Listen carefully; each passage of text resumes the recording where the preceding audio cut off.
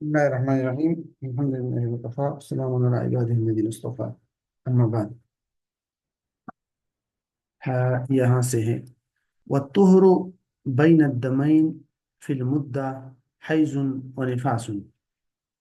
بعض किताबों में यहाँ الطهر के साथ लफ्ज़ المتخلل भी है कि الطهر المتخلل بين الدمين في المدة حيز ونفاس. इसका मतलब ये है, तोहर कहते हैं पाकी को, दमैन का मतलब है दो खून, ठीक है, मुद्दत मतलब टाइम, मतलब ये कि हैज की जो टाइमिंग है, मसलन जो भी औरत की आदत होती है, ठीक है, 7 दिन 8 दिन या 10 दिन जो भी है, और निफास की जो आम आदत का जो टाइम होता है, मुद्दत, उस दौरान अगर 2 मरतबा खून आया, मिसाल के तौर पर पहले खून आया, फिर दरमियान में कुछ दिन खून नहीं आया, और दोबारा हैज वाले टाइम के अंदर अंदर दोबारा खून आ गया, तो वो जो दरमियान में पाकी रही है 1 2 दिन, उसका क्या हुक्म है? तो यहाँ जो उसूल जिक्र किया गया है इमाम अबू हनीफा रहमतुल्लाह अलैह की राय के मुताबिक, वो ये है कि अगर इस तरह टाइमिंग के अंदर अंदर 2 मरतबा खून आ जाए, शुरू में आ जाए, फिर दरमियान में कुछ दिन पाकी रहे, और फिर आखिर में आ जाए, तो वो जो दरमियान में पाकी के दिन रहे हैं वो भी खून के हुक्म में है, वो भी हैज के हुक्म में है। फॉर एग्जाम्पल, एक औरत को 2 दिन खून आया, ठीक है, और फिर तीसरा दिन पाक, चौथे दिन पाक, पांचवें दिन पाक, छठे दिन दोबारा उसको खून आ गया। अब हैज के दिन तो कम से कम 10 दिन, ज्यादा से ज्यादा 10 दिन है ना, तो मुद्दत के अंदर अंदर दोबारा खून आ गया। तो वो कहते हैं कि पहले 2 दिन जो खून था वो भी हैज, आखिर में जो 6th डे पर खून आया है ये भी हैज, दरमियान में जो 3 दिन उसको पाक पाक रही है और खून नहीं आया वो भी हैज के दिन शुमार होंगे। तो ये है इमाम अबू हनीफा रहमतुल्लाह अलैह का ओपिनियन।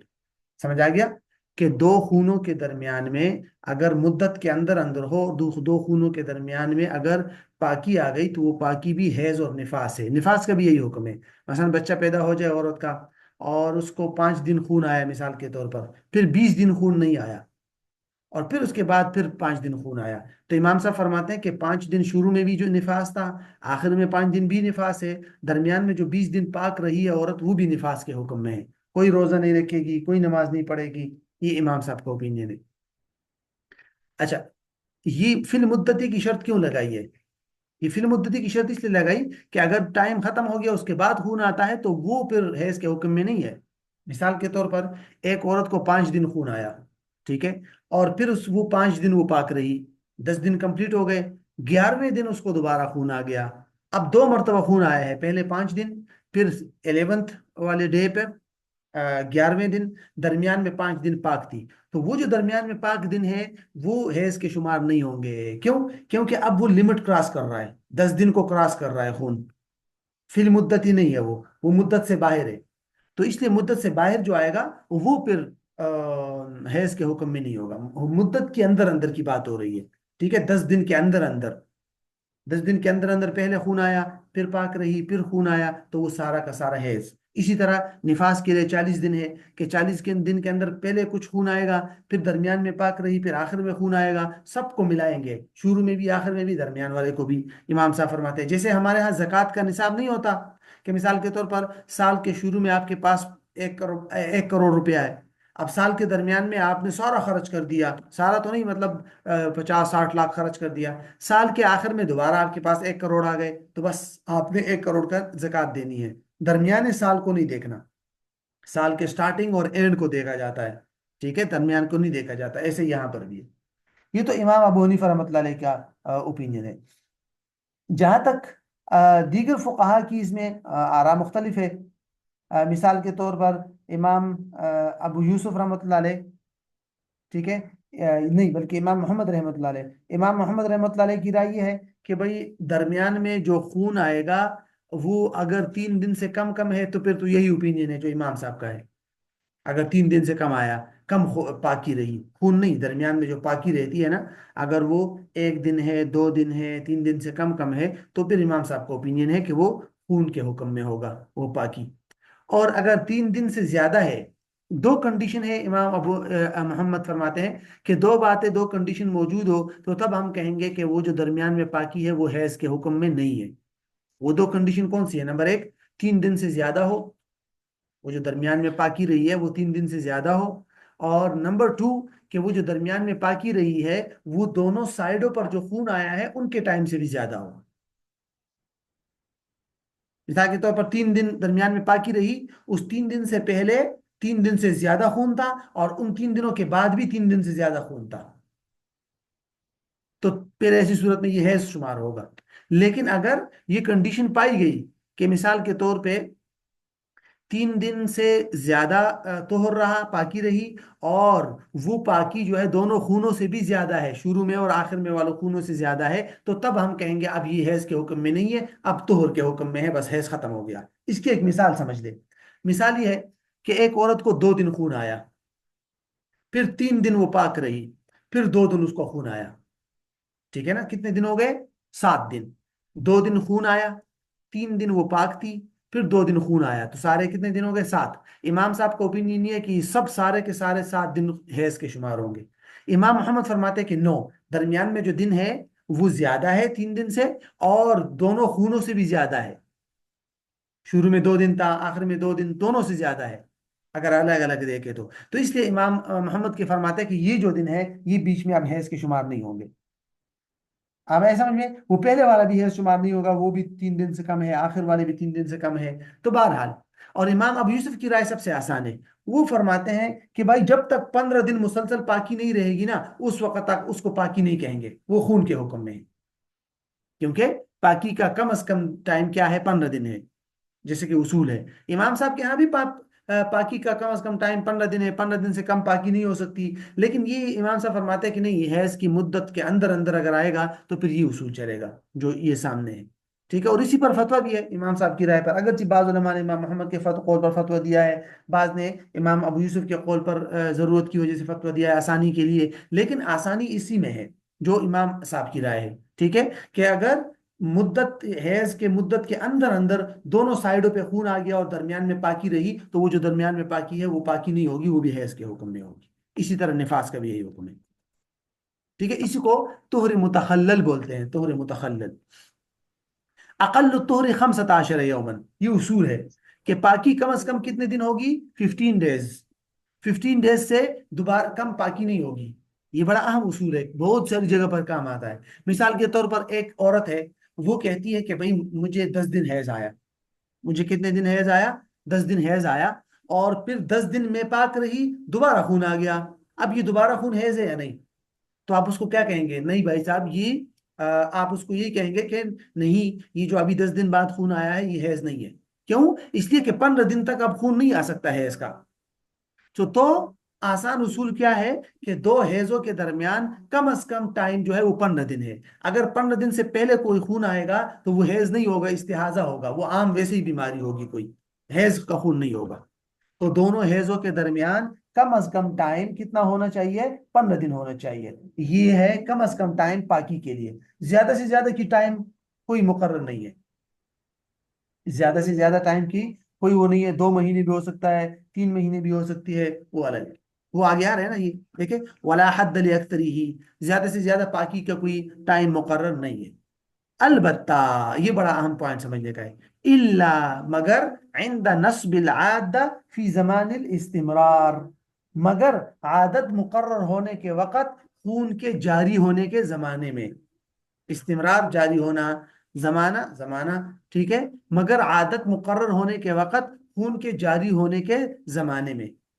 سم ٹائم ایسا ہوتا ہے نا کہ کسی عورت کو لیکوریا کی بیماری ہے یا کوئی اور بیماری ہے، اس کا خون رکتا ہی نہیں ہے، ڈیلی اس کو خون آتا ہے. تو اب اس کو آپ کیا کہیں گے؟ اس کے لیے آپ پاکی کا کوئی نہ کوئی ٹائم تو مقرر کریں گے نا. سارا مہینہ تو یہ نہیں کہیں گے کہ بھئی پورا کا پورا مہینہ حیض ہے، ایسا تو نہیں کہہ سکتے آپ. تو اس لیے آپ کیا کہیں گے کہ بھئی اس کے کچھ دن جو ہے وہ پاکی کے ہیں اور کچھ دن جو ہے وہ حیض کے ہیں.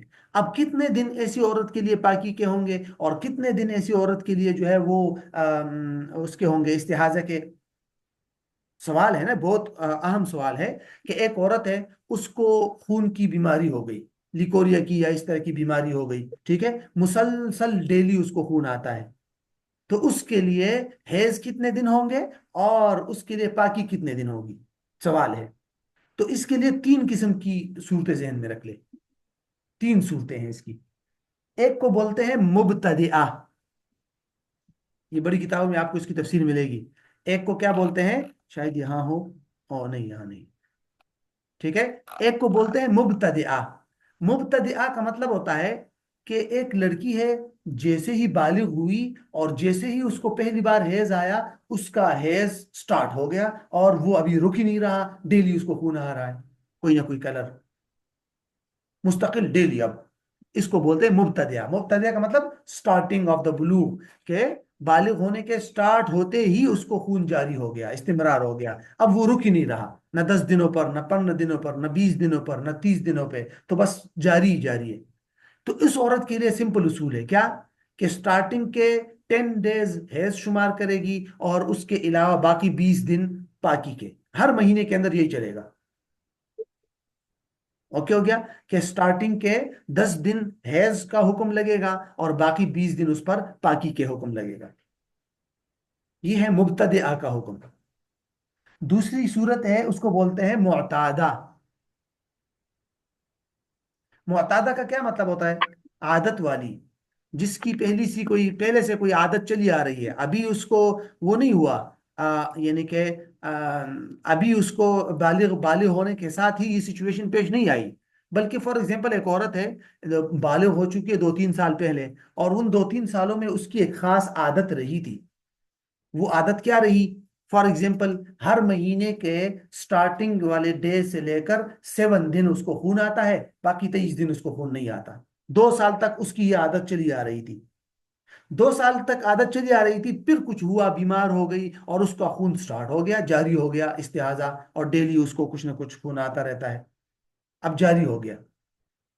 تو کیا مطلب ہے، کہ کچھ سالوں تک، کچھ عرصے تک وہ اس کی عادت رہی، اس کو معلوم ہے اپنی عادت، کہ بھائی مجھے 7 دن خون آتا ہے، عادت بھی معلوم تھی اور ٹائم بھی معلوم ہے کہ مہینے کے پہلے 10 دنوں میں آتا ہے 7 دن، ٹھیک ہے، لیکن اب جا کے جاری ہو گیا، اب تو مسلسل آ رہا ہے، اب کیا کرے؟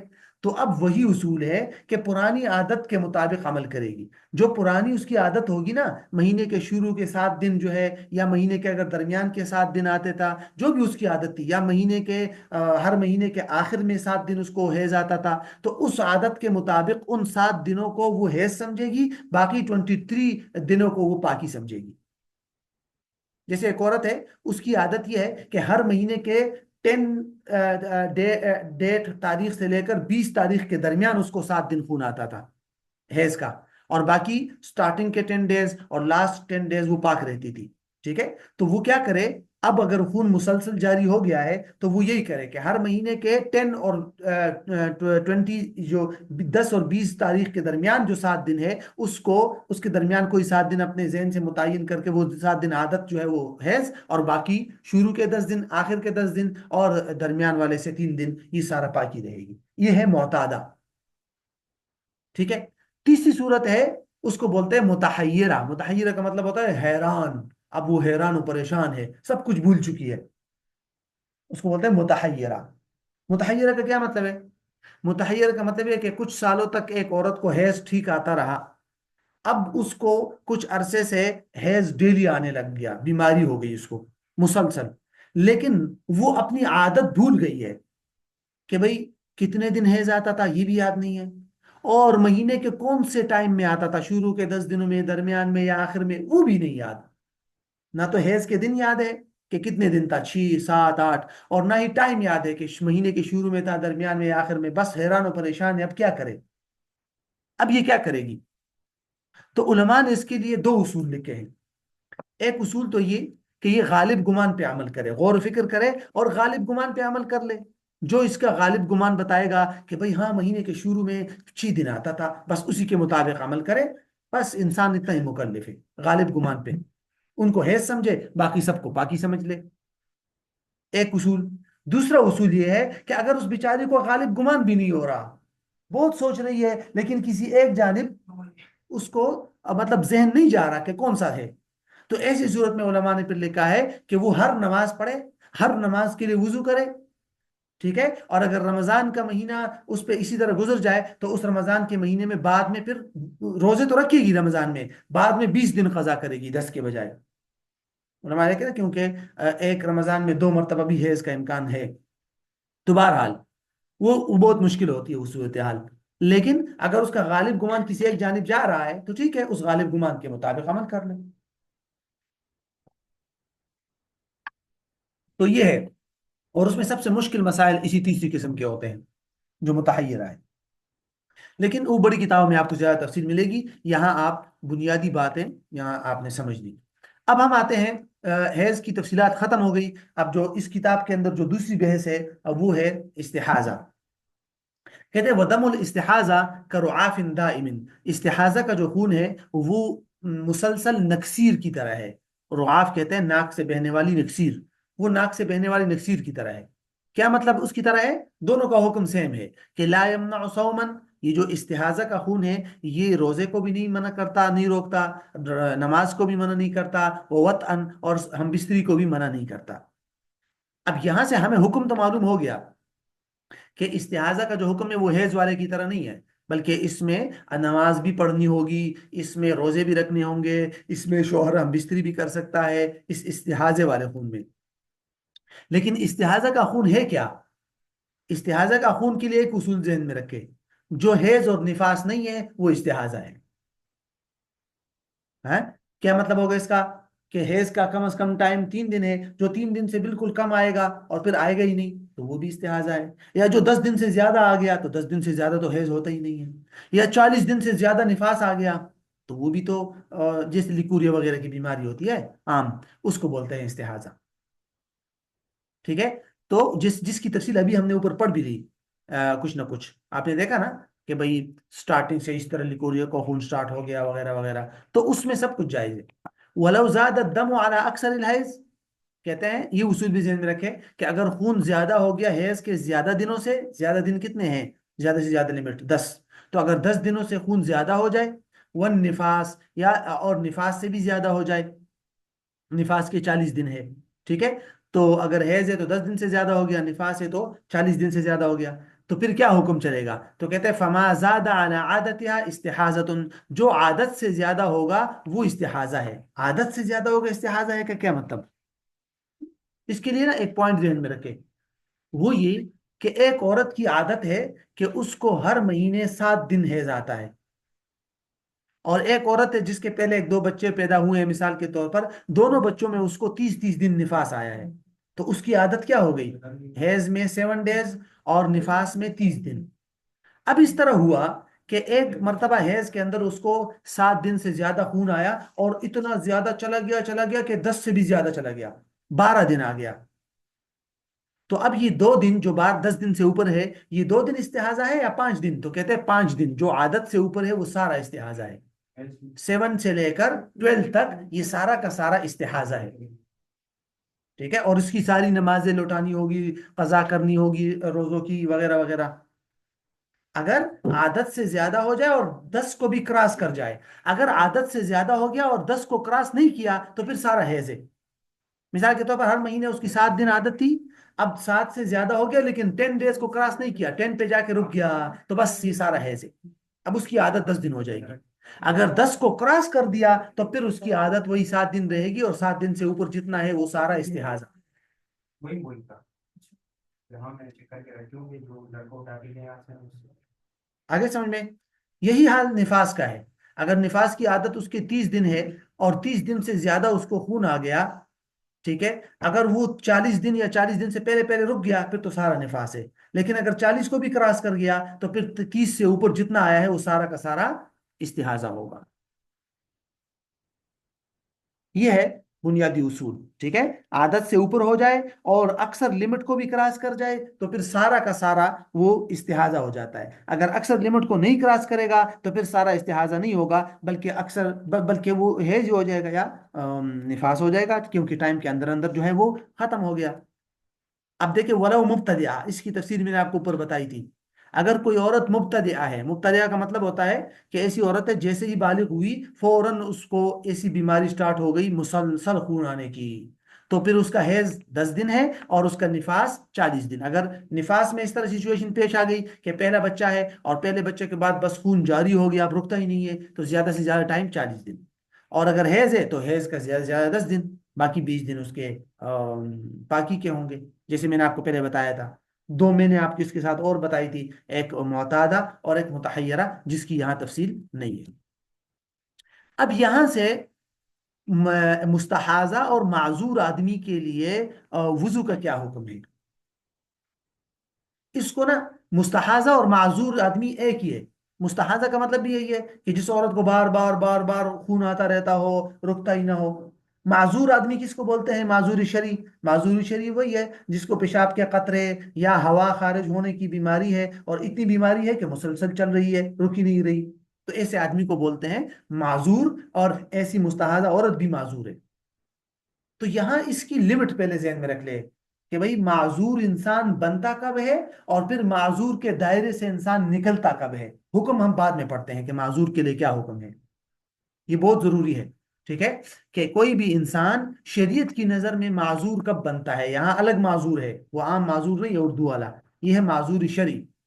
تو معذور شرعی کے دائرے میں ایک انسان اس سرکل میں داخل کب ہوتا ہے؟ معذور شرعی کے سرکل میں، اور پھر اس سرکل سے، معذور شرعی والے سرکل سے باہر کب نکلتا ہے، ٹھیک ہے؟ تو کہتے ہیں معذور شرعی کے سرکل میں داخل ہونے کے لیے ایک رول ہے، وہ یہ کہ ایک انسان کو جو عذر لاحق ہے، مثال کے طور پر عورت کو خون آ رہا ہے، یا مرد ہے، یا اس کو بار بار پیشاب کے قطروں کی بیماری ہے، یہ چیزیں اس کو آ رہی ہے، ٹھیک ہے، بار بار، تو وہ اتنا زیادہ آئے کہ اس کو وضو کر کے نماز پڑھنے کا موقع نہ مل سکے، کہ وہ جا کے وضو کر لے اور پاکی کی حالت میں نماز پڑھ لے۔ کم از کم ٹائم 5-6 منٹ تو ہوگا نا، 5 ہی منٹ میں انسان 1 منٹ میں جلدی جلدی وضو کر لے اور 4-5 منٹ میں نماز پڑھ لے، تو اتنا ٹائم بھی اس کو نہیں مل رہا پاکی کا، بس آ رہا ہے وہ عذر، مسلسل آ رہا ہے، زخم ہے رس رہا ہے، یا پیشاب کے قطرے آ رہے ہیں، یا استحاضہ عورت والی کو آ رہا ہے خون، تو ایسا آدمی کس سرکل میں داخل ہو جائے گا؟ معذور والے سرکل میں داخل ہو جائے گا۔ اب ایسا آدمی کیا کرے گا جب معذور کے سرکل میں داخل ہو جائے؟ معذور کے سرکل میں ایک مرتبہ داخل ہو گیا تو ایسا آدمی بس ایک ٹائم کے لیے وضو کرے، اور اس ٹائم کے اندر جتنی نمازیں وغیرہ پڑھنا چاہے پڑھ سکتا ہے، اگرچہ اس کو وہ قطرہ آتا ہے، خون آتا ہے، آتا رہے۔ ایک مرتبہ سرکل میں داخل ہو گیا، اسی رول کے مطابق جو میں نے بتایا تھا آپ کو، ٹھیک ہے، وہ لمٹ کہ بھائی اس کو اتنا ٹائم نہیں مل رہا کہ وہ وضو کر کے نماز پڑھ سکے، بار بار آ رہا ہے، بار بار آ رہا ہے، تو وہ سرکل میں داخل ہو جائے گا، اور پھر ایک وقت کی نماز کے لیے جتنی بھی ایک وضو کرے، ساری نمازیں اس سے پڑھے، اگرچہ خون آتا رہے، اگرچہ قطرے آتے رہے، نو پرابلم۔ اچھا، اس سرکل سے یہ نکلے گا کب؟ یعنی اس حکم سے کب نکلے گا کہ بھئی ایک وقت کے لیے وضو کرو، اور اگرچہ قطرے آتے رہے تم بس نماز پڑھتے رہو، ہیں؟ اس سرکل سے کب نکلے گا؟ تب نکلے گا جب اس پر ایک مکمل نماز اس طرح ٹائم گزر جائے کہ اس ٹائم میں اس کو ایک بار بھی وہ قطرہ وغیرہ نہ آئے۔ دونوں سرکل میں آنے کے لیے الگ رول ہے، سرکل سے واپس جانے کے لیے الگ رول ہے۔ آنے کے لیے تو یہ ضروری ہے کہ پورے ٹائم اس کو آتا رہے، آتا رہے، ایک اتنا ٹائم بھی نہیں ملے کہ وضو کر کے نماز پڑھ لے، یہ ہے آج آ جائے گا اس سے۔ اور باہر جب جائے گا تو اس کے لیے مسلسل آنا ضروری نہیں ہے، اس کے لیے پورے نماز کے وقت میں ایک مرتبہ بھی عذر پیش آئے تو کافی ہے، بس اس وقت تک وہ سرکل میں رہے گا۔ جب اس پر مکمل ایک ٹائم اس طرح گزر گیا، مثال کے طور پر عصر کا ٹائم داخل ہوا اور نکل گیا، پورے ٹائم میں اس کو ایک مرتبہ بھی قطرہ نہیں آیا، تو بس اب وہ سرکل سے نکل جائے گا۔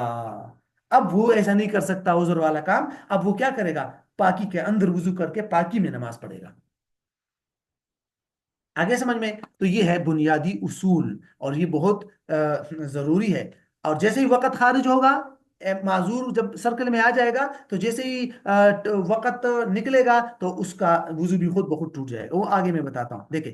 وَتَتَوَضَّأُ الْمُسْتَحَاضَةُ جو ہے، جو استحاضہ والی عورت ہے، وہ وضو کرے گی، اور اسی طرح ومن بھی سلس البول، اور وہ شخص جس کو سلس البول کی بیماری ہو، یعنی پیشاب کے قطروں کی بیماری ہو، او استطلاق بطن، یا اس کو استطلاق بطن کی بیماری ہے، پیٹ کے جاری ہونے کی مطلب ہوتا ہے، او انفلات ریح، یا ہوا کے نکلنے کی، او رعاف دائم، یا اس کو ہمیشہ اور دائمی نکسیر ہے، او جرح لا یرقع، یا ایسا زخم ہے کہ جو بند ہی نہیں ہوتا، بس نکلتا ہی رہتا ہے خون اس سے، تو پھر یہ کیا کرے گا؟ لوقت کل صلاح لکل فرض، لوقت کل فرض، ہر فرض نماز کے وقت کے لیے وضو کرے گا، اور اسے ایک وقت کے اندر جتنی بھی نمازیں پڑھنا چاہے پڑھ سکتا ہے، یہ اس کے ساتھ ریلیٹ کرتا ہے۔ وَتَتَوَضَّأُ لِوَقْتِ كُلِّ فرض، ہر فرض کے وقت کے لیے۔ امام شافعی فرماتے تھے کہ ہر نماز کے لیے، حنفیہ کہتے ہیں نہیں، ہر وقت کے لیے، ایک وقت میں 10 نمازیں پڑھ سکتا ہے ایک وضو سے، ان کے ہاں ایک وضو سے ایک نماز پڑھ سکتے ہیں.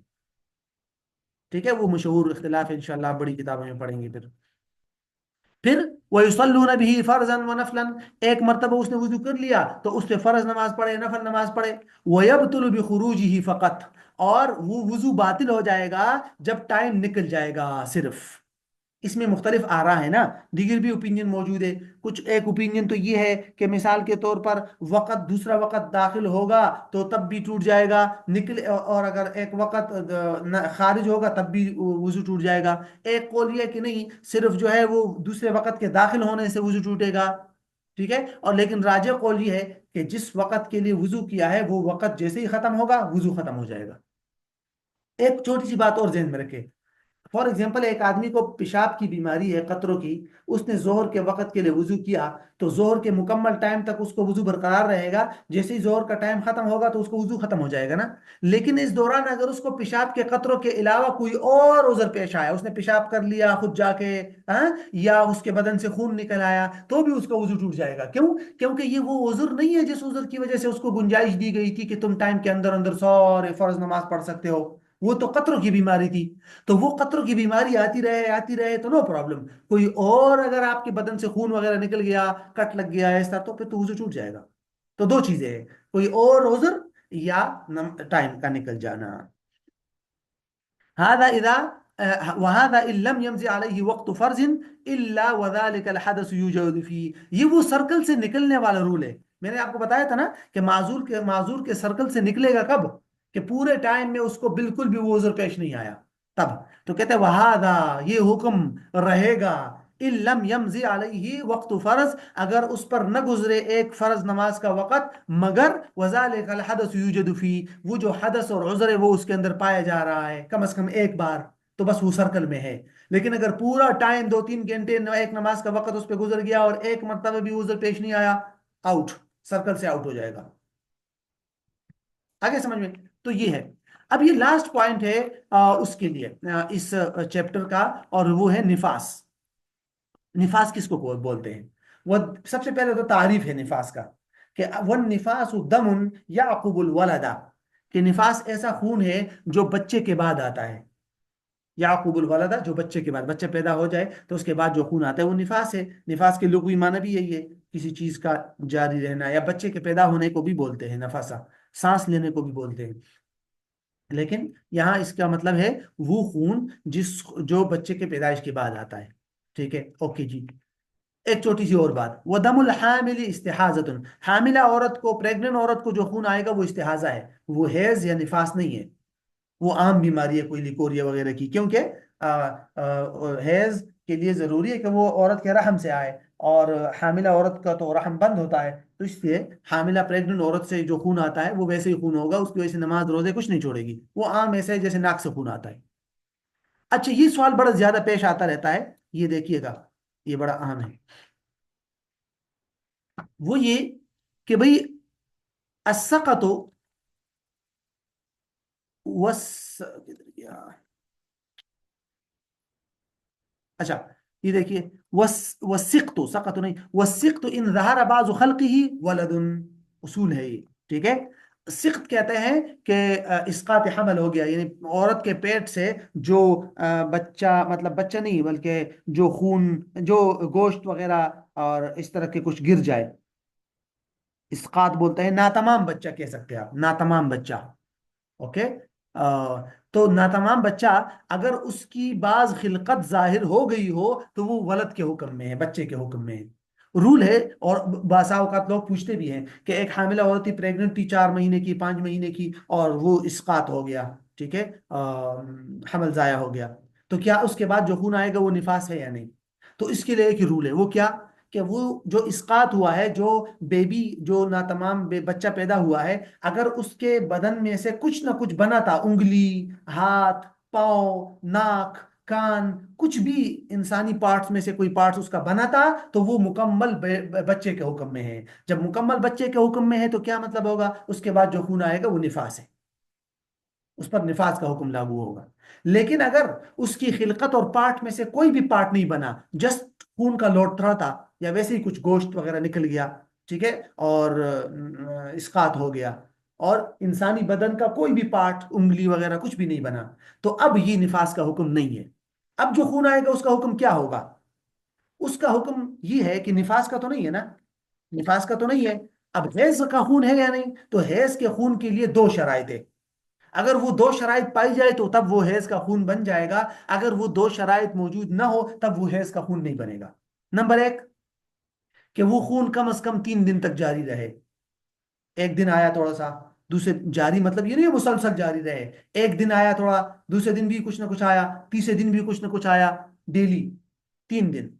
اور دوسری کنڈیشن یہ ہے کہ اس خون کے آنے سے پہلے کم از کم 15 دن پاکی کے کمپلیٹ ہو چکے تھے، بتایا تھا نا کہ کم از کم پاکی کے 15 دن ہے، ٹھیک ہے؟ تو اگر اس سے پہلے 15 دن جو ہے وہ پاکی کے رہ چکے تھے تو ٹھیک ہے، اور یہ جو ہے یہ کم از کم 3 دن تک جاری رہا تو بس پھر یہ اس حیض سٹارٹ ہو جائے، یہ حیض کا حکم میں ہوگا، اگر ان میں سے کوئی ایک بات بھی نہ ہو تو پھر وہ حیض نہیں، یہ تو سمپل ہے۔ ولا حد لاقلہ، نفاس کا کم از کم ٹائم کا کوئی لمٹ نہیں ہے، 1 منٹ کے لیے بھی ہو سکتا ہے، 1 لمحے کے لیے بھی ہو سکتا ہے، زیادہ سے زیادہ ٹائم ہمارے ہاں چاہے کیا ہے، 40 دن ہے نا،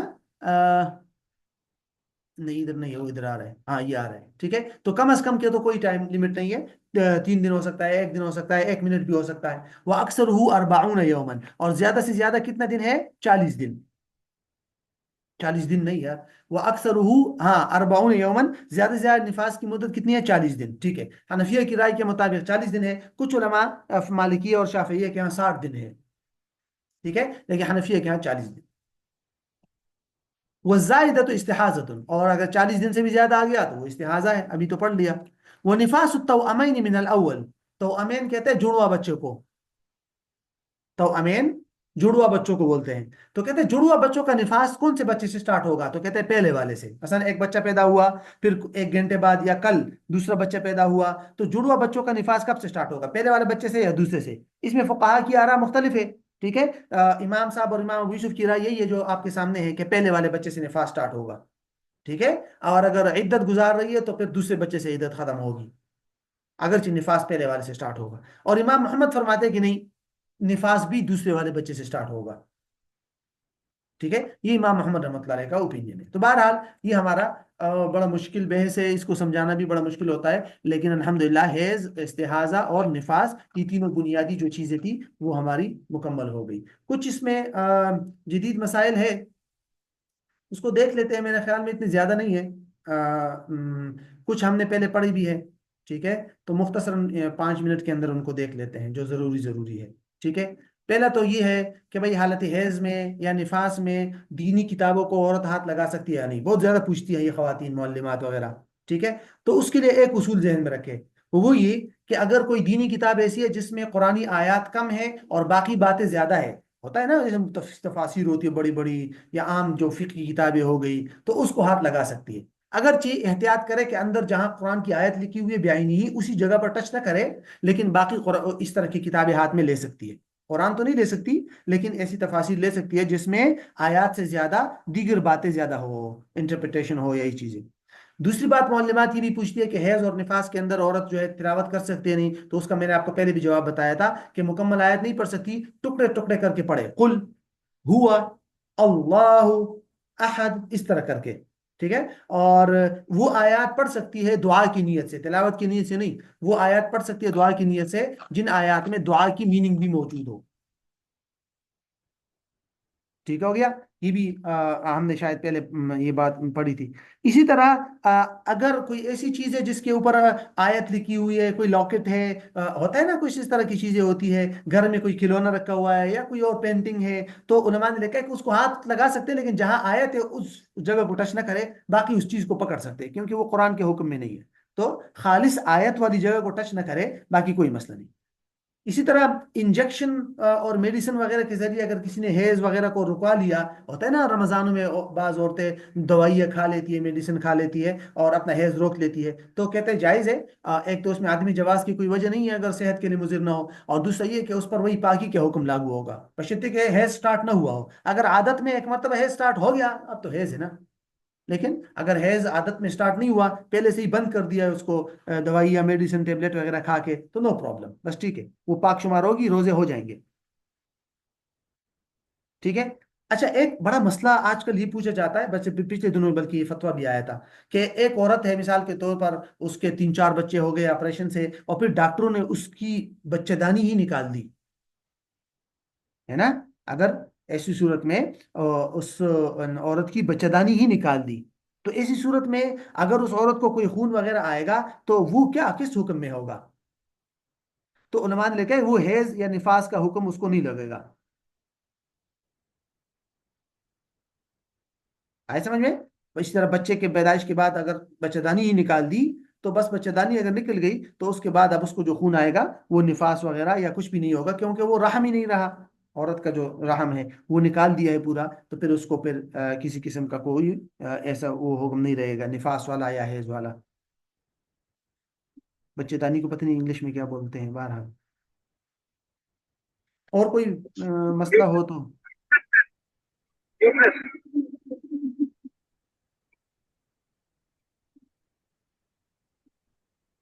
بس یہاں تک کافی ہے انشاءاللہ، پھر ہم باب الانجاز کو انشاءاللہ کل سے سٹارٹ کر لیں گے.